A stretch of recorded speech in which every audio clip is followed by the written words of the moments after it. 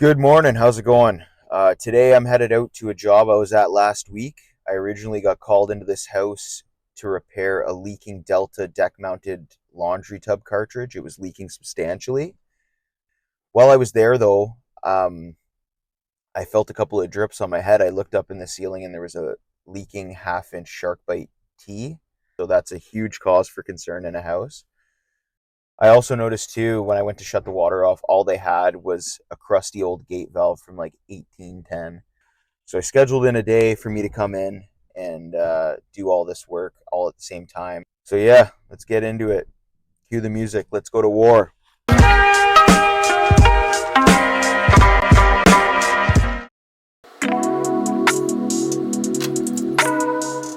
So here I'm just marking engagement for my ball valve on the house side after the meter so that I can cut out the copper. The gate valve they had in this house was really, and I mean really old.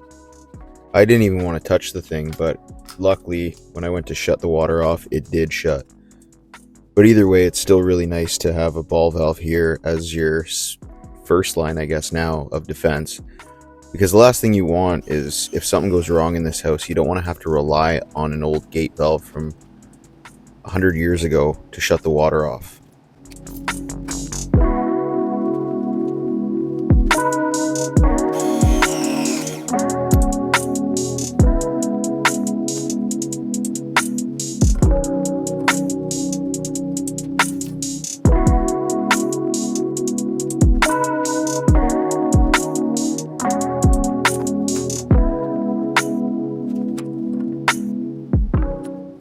So here's that leaking shark bite tee.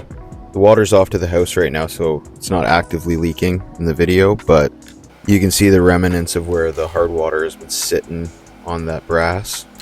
And that thing was giving out a solid drip every 2 to 3 seconds. I don't know how it wasn't noticed.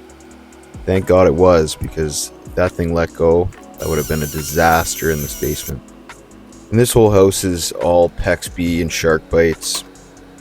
So here I'm just crimping a coupling onto the PEX B and then crimping the other side onto some PEX A so I can adapt and run Wurzbo. And it might seem silly to run crimp PEX and Wurzbo in this small area, but the camera angle is a bit deceiving, and there's a T and a 90 that needs to go in kind of where that light's shining. And it was a tight area. I'm definitely a Wurzbo guy over crimp any day of the week, so there's the repair. Crisis averted.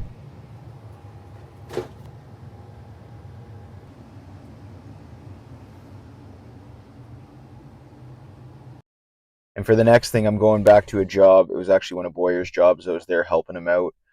There was a basement bathroom that had a rough-in already there, but we had to break open the concrete and move the rough-in around, as you have to with a lot of these basement bathrooms. So when we were doing that, afterwards, we were pouring the concrete back. I noticed that the concrete was just kind of off, So I set my laser up and I started taking some measurements, and I found out that from the doorway walking into the bathroom to the back corner where the shower was going to be, the concrete was 1.5 inches out. And you'll see in the video, like, the bathroom isn't big by any means. So that's a substantial amount, that needs to be fixed. So talking to the customer, he was wondering if I was able to level the floor out. And so I generally wouldn't be doing this. Like, I wouldn't be leveling concrete. My scope of work is plumbing. I'm a plumber. But sometimes, it's kind of fun to go back to your roots, do some things that you used to do. I'm going to be doing that. You're going to see that. I already poured under the shower because we had to set the shower base. So I already leveled that out. So I'm going to be doing the pour today.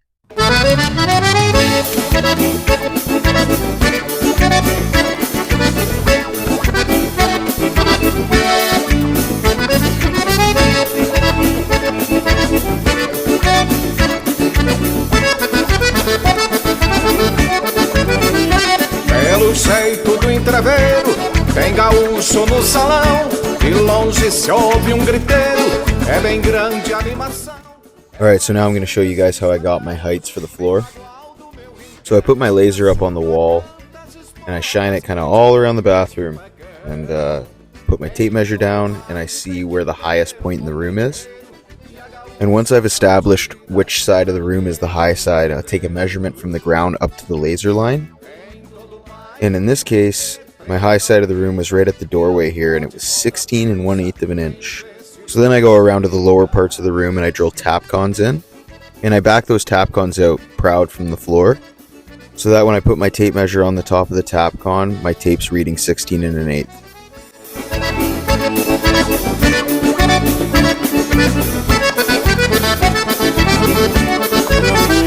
O gaiteiro lá no palco se sacode, bate o mango, e um cantor no seu costado passa a noite cantando. Quando chega a madrugada, que o dia vem clareando, quem não encontra seu par vai continuar procurando. Em todo baile tem que ter um bom gaiteiro, e a gaúcha da metida lá no meio do entreveiro. Em todo baile tem que ter prenda bonita, e não pode faltar pilcha, nem o vestido de chita.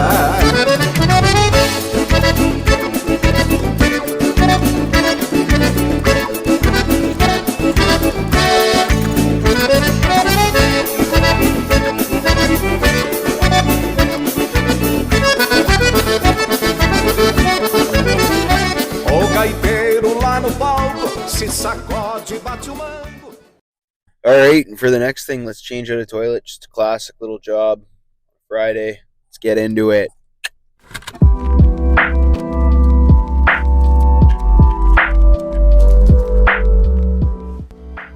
I always double check to make sure that the nut that's securing the flush valve to the tank is tight.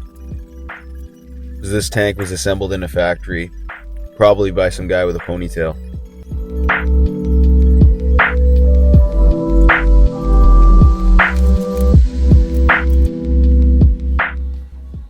Alright, so this old toilet's rocking back and forth, and that tells me one of two things: either a broken flange or just loose T-bolts.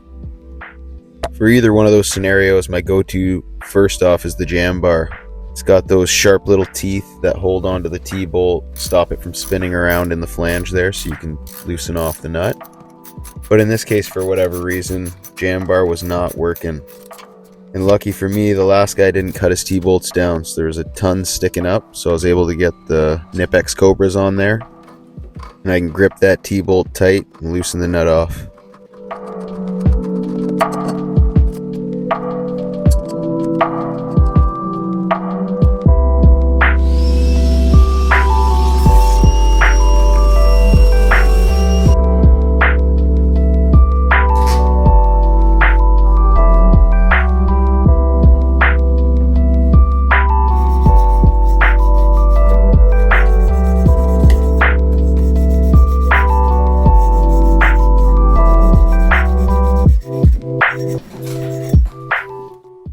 Going to be installing a Dahl compression R14 here.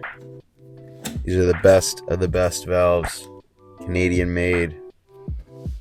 Also, as you can see, the flange is not broken, so that's a plus.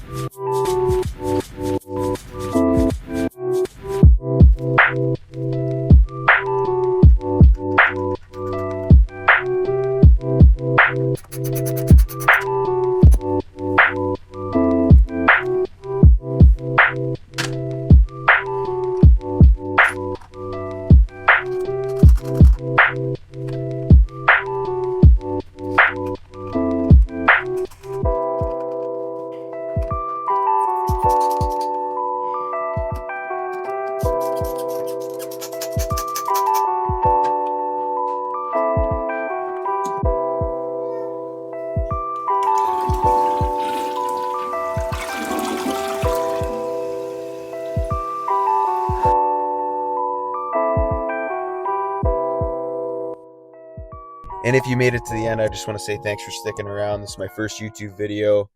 There's going to be more to come. Catch you on the next one.